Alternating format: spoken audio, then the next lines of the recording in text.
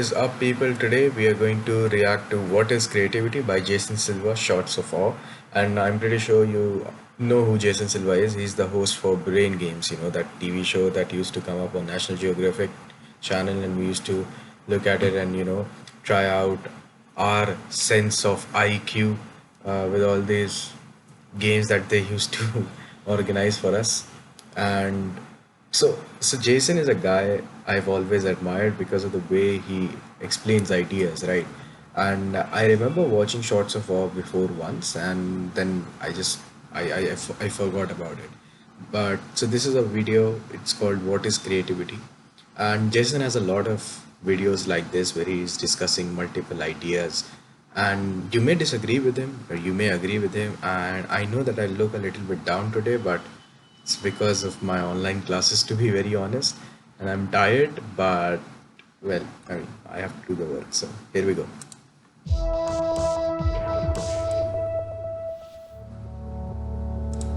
Great other context for expression or resonance is something that is greater than I actually believe in that. That is something I agree with.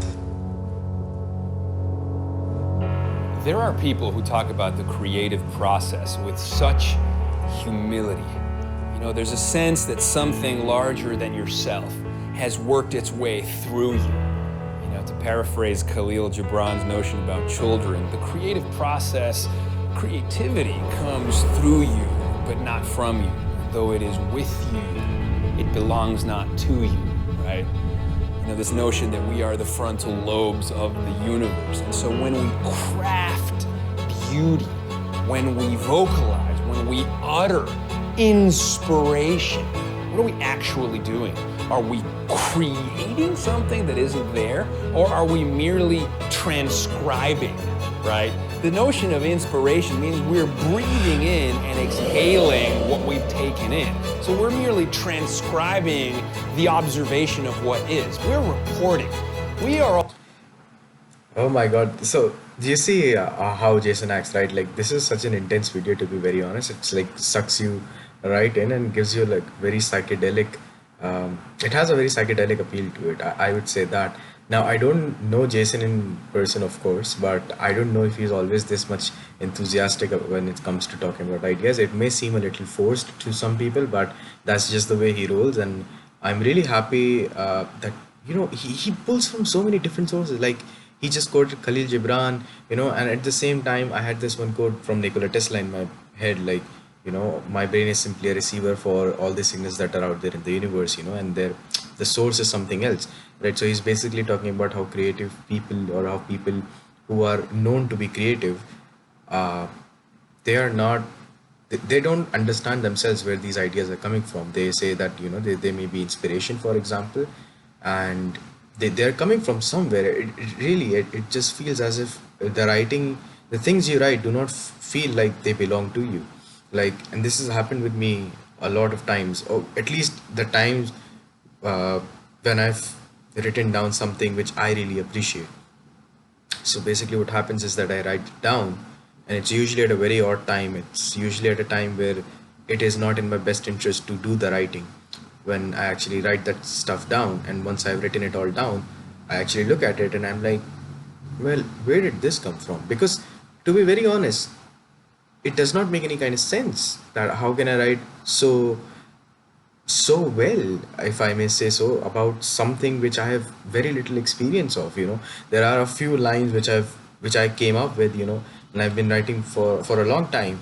And I do not say this in order to brag or anything like that, but there are a few lines which seem like they're so good that you don't believe that you have come up with those lines, right? I'm pretty sure if you read somebody like Friedrich Nietzsche, for example, you come across with lines which are so good that they can be standalone Instagram bios for almost all the edgy teenage kids you have around. But at the same time, you yourself can come up with a shit ton of lines, and none of them may stand out to you, and yet at the middle of the night you're just scribbling with a pen and you may come up with something, and it's just so beautiful that you're just blown away by that. So I really relate to that idea. All cosmonauts, psychonauts, and the creative process is merely what we brought back as reporters of the numinous. When we go to Plato's realm of ideals, we are as navigators. We are as Dorothy going to Oz, seeing the world through a different lens, seeing reality through a different operating system, a different set of filters, and thus being able to read differently, to see something that others can't, and then bring that back, and then share that back. And I think that that's what's happening during creativity. I think that that's why we should be humble about it. Respect the gods. There's poetry in every moment. So I really like, you saw how he went from Khalil Gibran to Plato's theory of worlds, right? Theory of different levels and theory of forms, to be very honest. And that was beautiful because I know both of those references and I can see the connection between the two. It was there. I always felt it. I never vocalized it. So when he said it, I smiled. Why? Because I enjoyed that reference being made. That connection was always there, but it was vocalized. It was made clear by his words. I think that is a real life example of what creativity can be or what the creative endeavors can be. It is to vocalize things, to vocalize patterns which can be experienced by us in our daily lives through art. You know, like you do something that is very relatable, but it's just something that's never been done before. For what reasons, I do not know. I do not know why we have that veil of ignorance in front of our eyes, but maybe if that ignorance was not there, then maybe life would not be amusing anymore. Right? Like, what is the point of living a life where you almost know everything? You know, there is just no more investigative endeavors that can be carried out because you seem to know everything.